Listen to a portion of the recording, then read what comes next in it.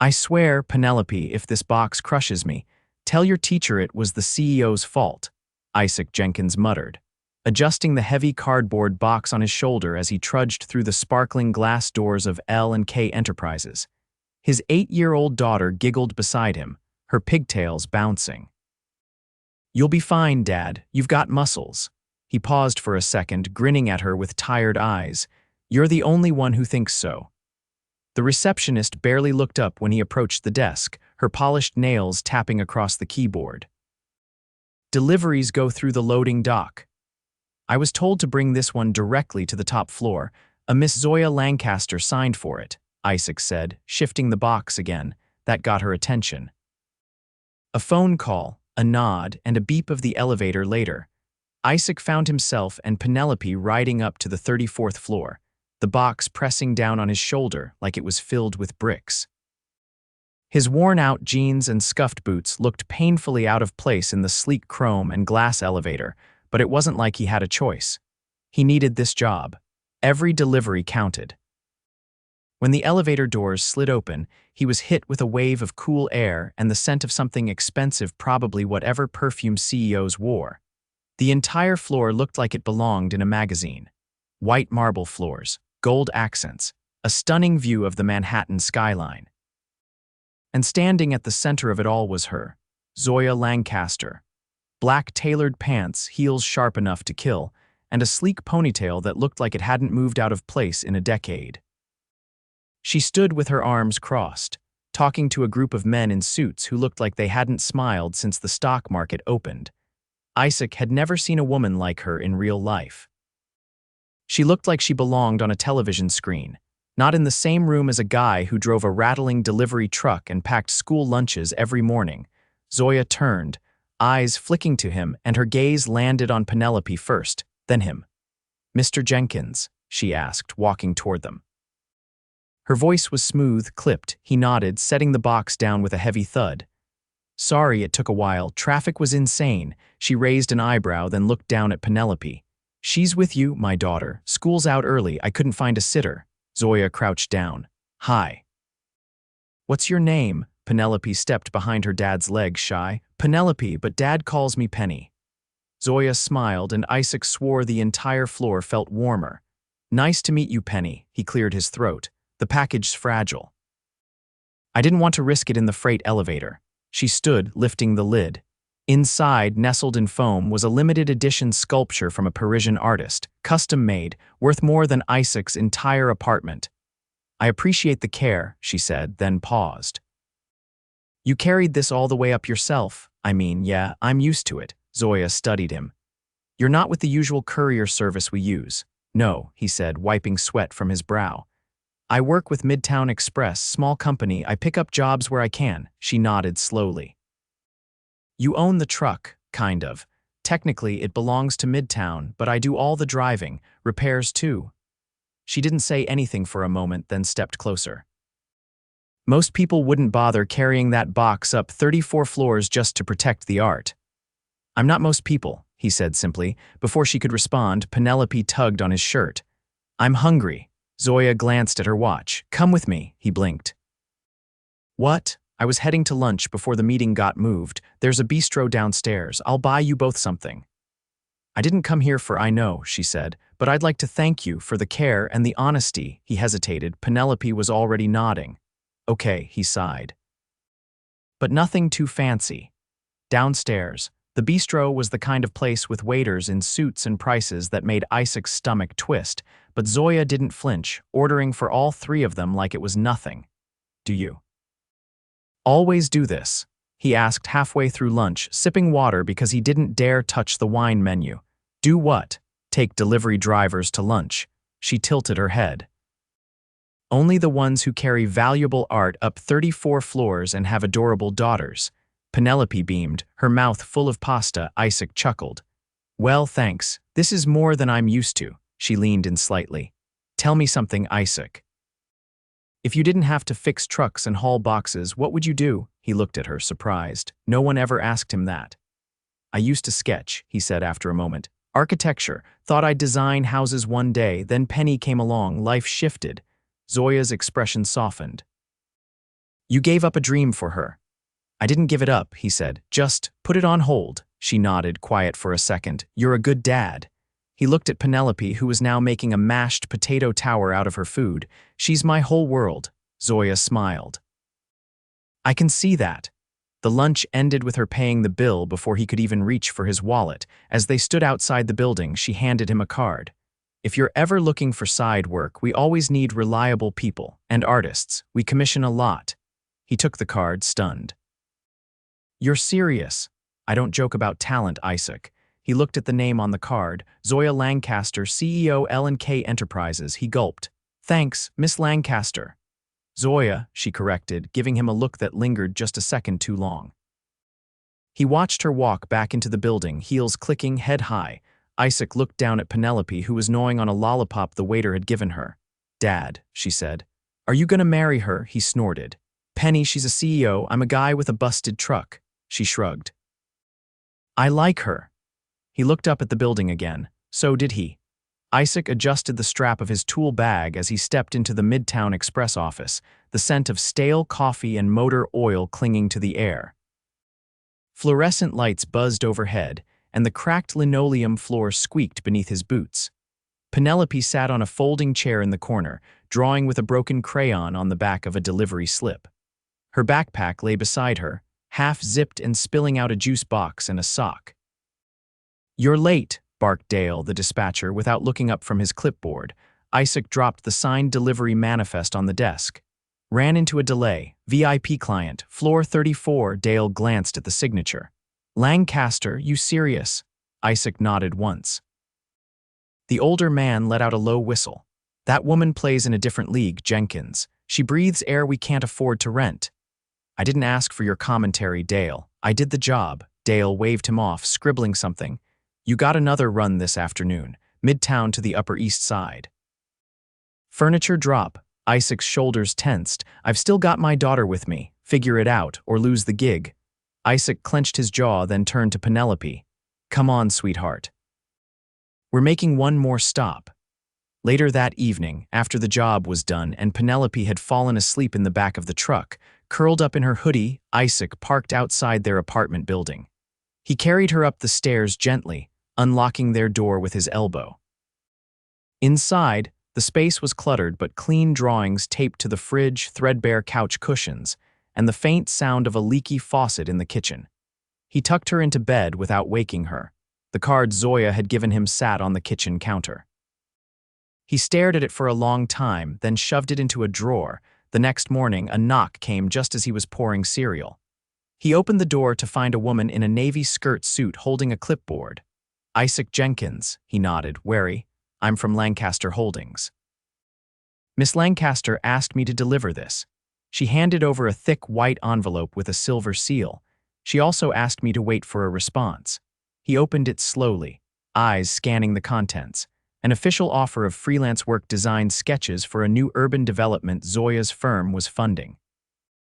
A separate note written in a neat hand read, You said you used to sketch. I'd like to see what you still can. He looked up. She's serious. Very, he hesitated. Tell her I'll take the job. But I'm not quitting my day work. I'll relay that. After she left, Isaac sat down with the paper in his hands, the weight of it hitting him like a wave. Sketching again. He hadn't even picked up a pencil for anything other than math homework with Penelope in years. That night, while Penelope colored beside him, he pulled out an old sketchpad from the closet. His pencils were dull and dusty, but his hands remembered the movement. He started drawing lines forming a building with wide arches and sunlit courtyards, something livable. Human. The next few days passed in a blur. Deliveries in the morning, sketching at night. Then, on Friday afternoon, another knock. Zoya stood on the stoop, wearing jeans and a dark gray coat. No assistants, no clipboard, no security. Didn't expect to see you here, he said, stepping aside.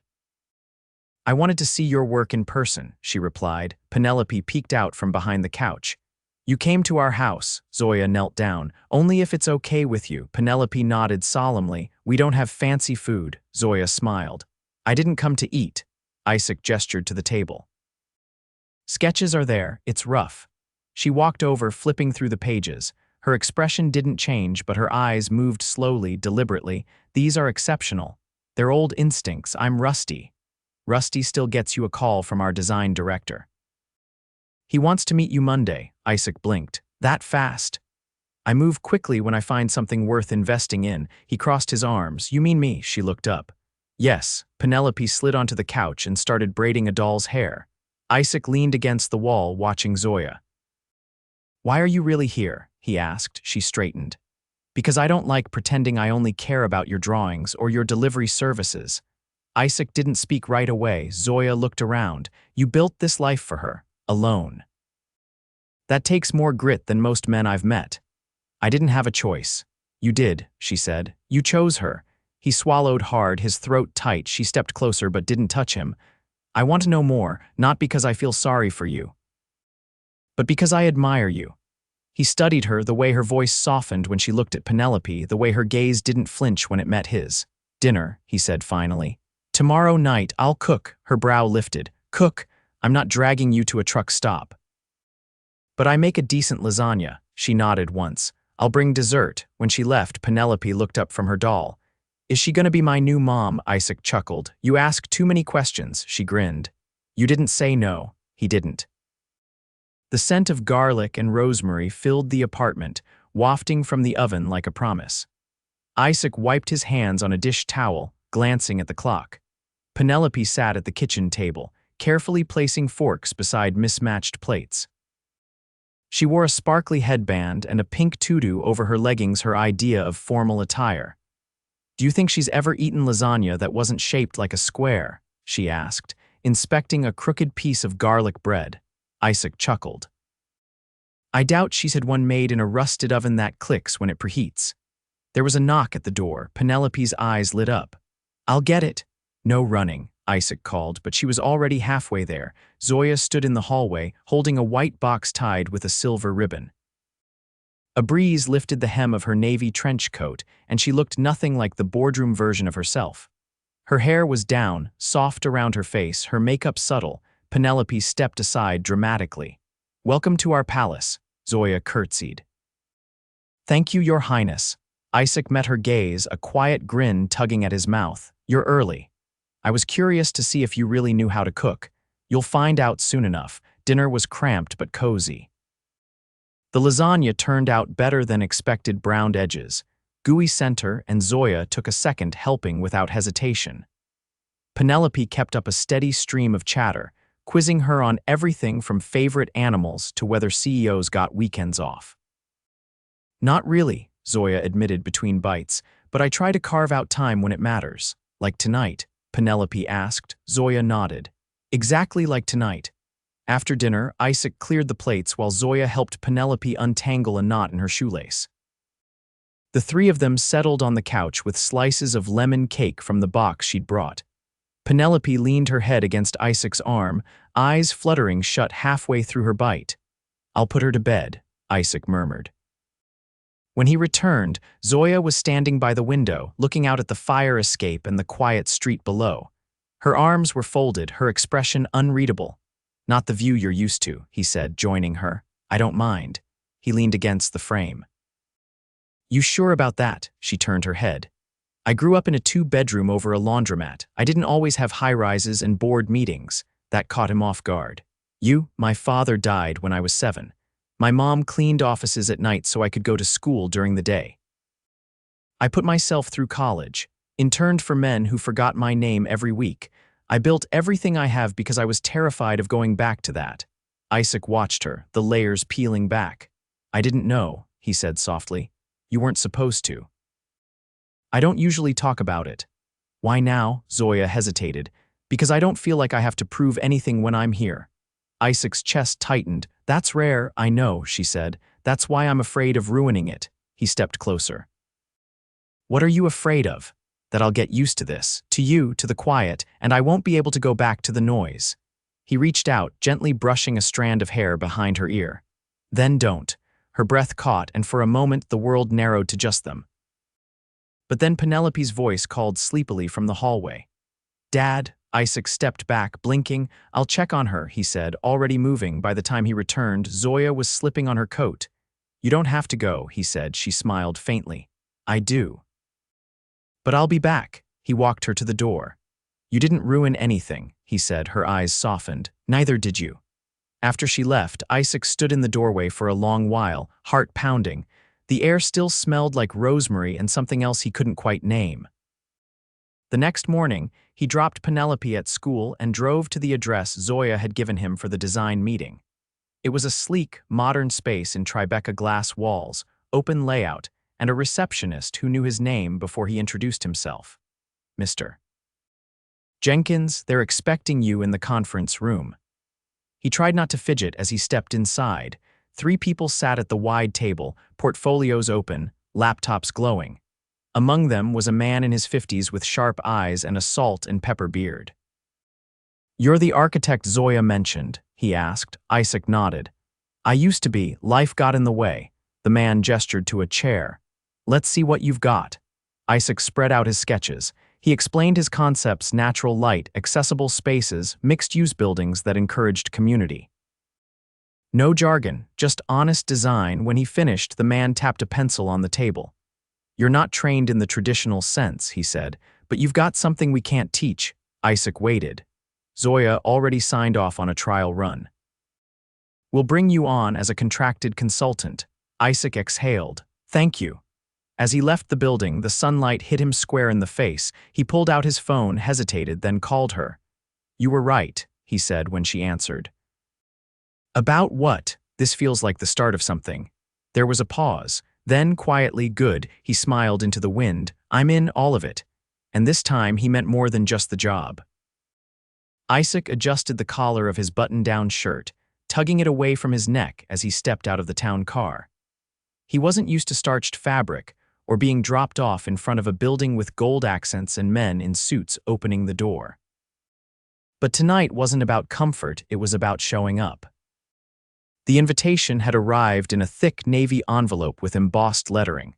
L&K Enterprises Annual Gala, a night to honor visionaries. And at the bottom, in Zoya's unmistakable handwriting, was a single line. "I want you with me." Inside the grand ballroom, everything shimmered. Crystal chandeliers sparkled above a sea of black tuxedos and floor-length gowns. A string quartet played near the entrance, and waiters moved like clockwork, balancing champagne flutes and hors d'oeuvres that Isaac couldn't begin to pronounce. He scanned the crowd, heart-thudding, until he saw her. Zoya stood near the center of the room, speaking with a group of international investors, her dark gown flowing around her like liquid ink. Her hair was swept up, revealing the graceful line of her neck. She glanced over her shoulder and saw him, her eyes lit for the briefest moment before she excused herself and made her way toward him. "You clean up well," she said, her voice low enough that only he could hear it. "I feel like a fraud," he replied, tugging at his sleeve. "Took me 20 minutes to figure out how to tie this thing." She reached up, straightening his bow tie without breaking eye contact. "You don't need to fit in here, Isaac. That's not why I wanted you tonight."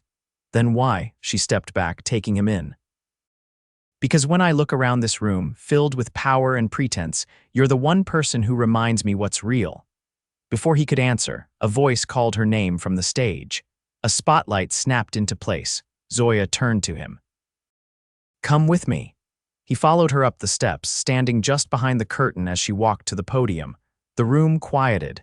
"Thank you all for being here tonight," she began. "We gather each year to celebrate innovation and vision. This year, I want to recognize someone who reminded me that the most meaningful ideas don't always come from boardrooms or spreadsheets.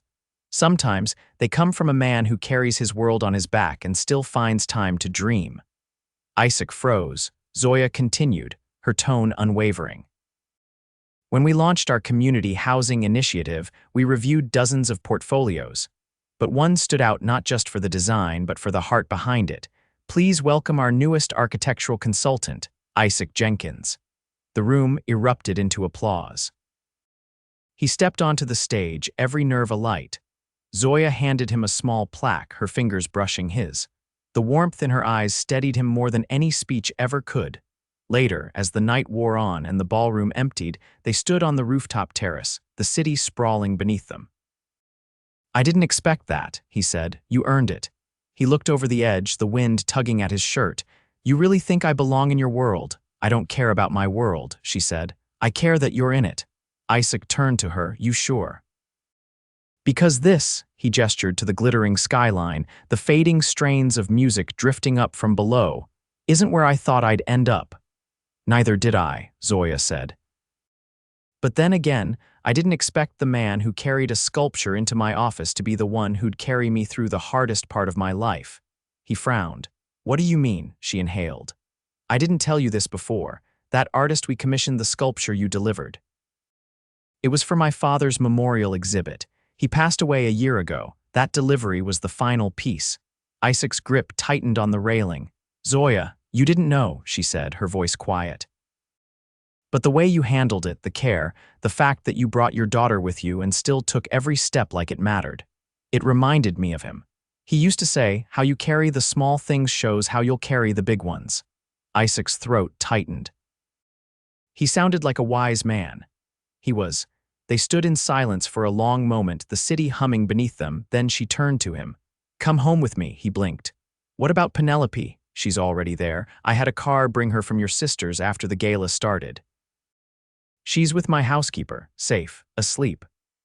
Isaac felt something shift in his chest. They left the rooftop hand in hand. Her penthouse was unlike anything he'd ever seen, sleek, warm, flooded with soft light and quiet music playing from somewhere unseen. He stepped into the living room and found Penelope curled on the couch under a thick blanket, a children's book still open in her lap. She asked if she could wait up, Zoya said softly. Didn't make it. He kissed the top of his daughter's head, then turned to Zoya. You didn't have to do all this. I wanted to. He looked around the room, then back at her. What now? She took his hand. Now we stop pretending we're from different worlds. He shook his head, a laugh escaping him. You're still the CEO of a global company.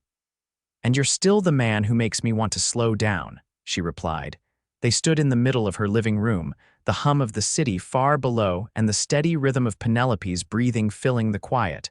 Isaac brushed her hair back gently.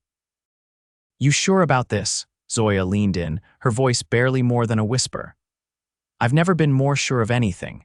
When they kissed, it wasn't rushed or uncertain.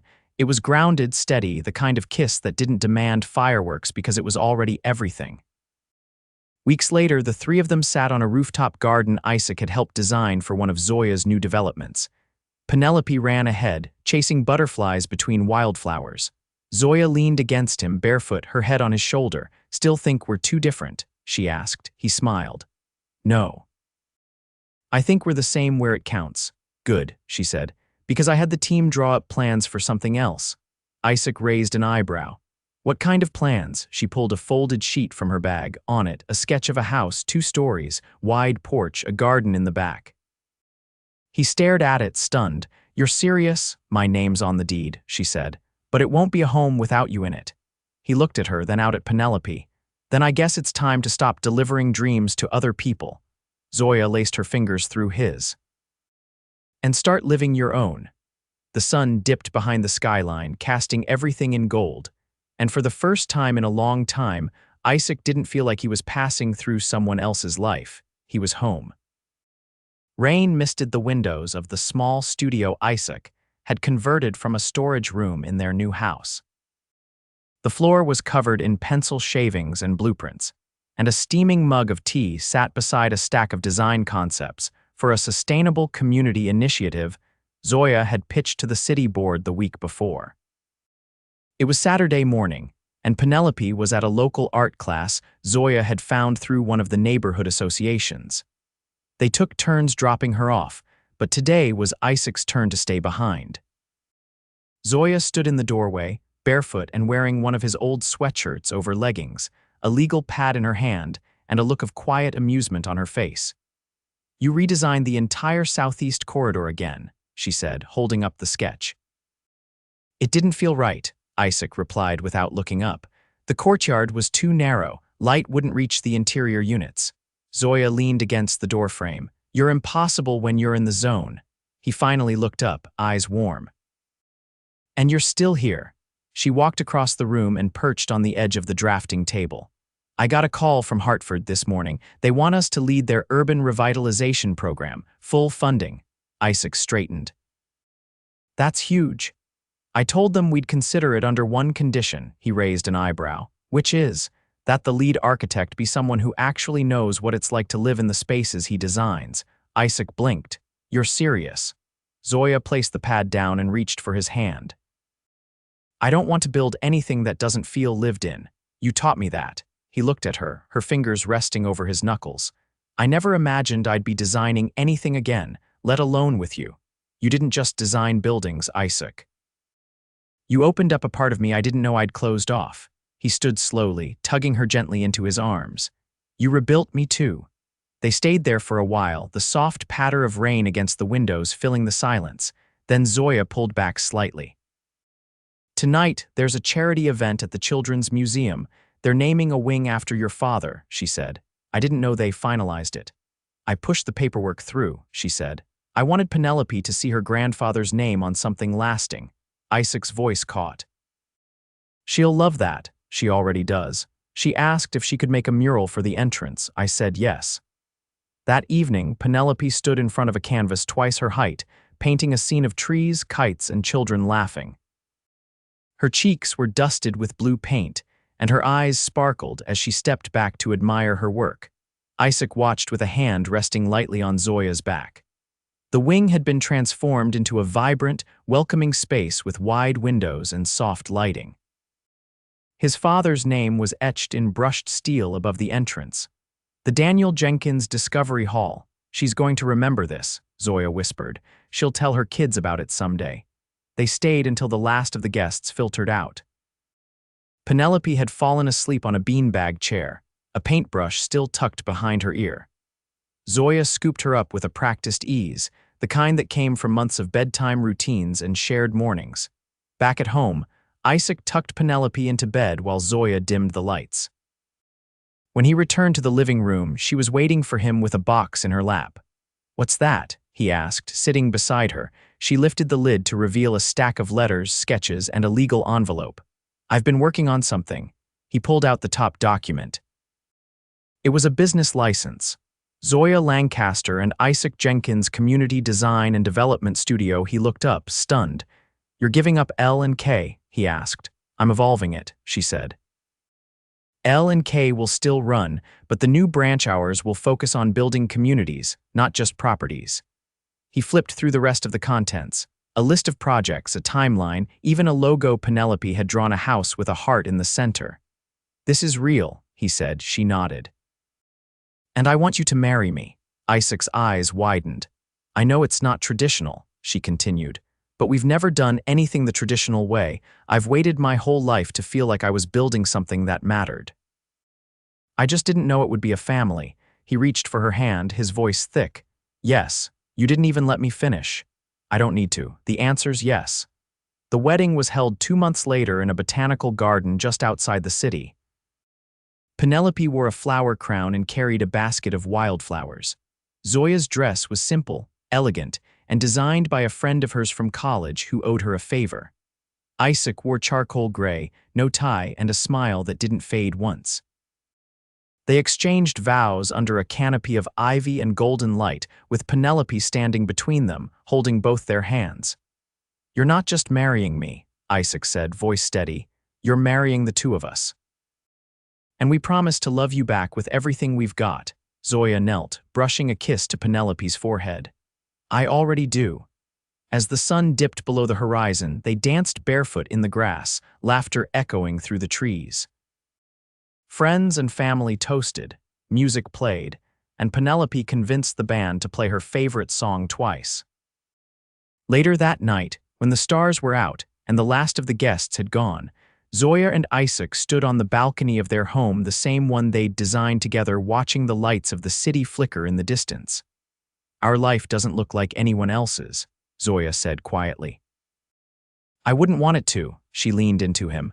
This is exactly where I'm meant to be. Isaac wrapped his arms around her, pulling her close. Then let's build everything else from here, and they did, together. A family born not from perfection, but from choice, from grit, from love that had been earned, tested, and chosen again every single day.